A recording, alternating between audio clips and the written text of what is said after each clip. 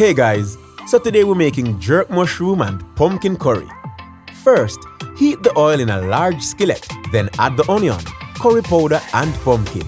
Here's a pro tip. Using grease coconut oil instead of vegetable oil is a great way to add flavor and nutrition to your dish. Next, cook over medium heat for 8 minutes until the pumpkin starts to soften. Then, add the mushrooms and jerk seasoning. Then cook for a few more minutes until mushrooms just start to soften. Here's another pro tip. Be sure to thoroughly wash your mushrooms. Use salt water if you can. Next, add the water and coconut milk. Bring to a boil and cook for about 10 minutes or until the pumpkin is tender and the sauce has thickened. Then stir through the tomatoes, bell pepper and red onion. Then remove from heat and cover for 5 minutes before serving.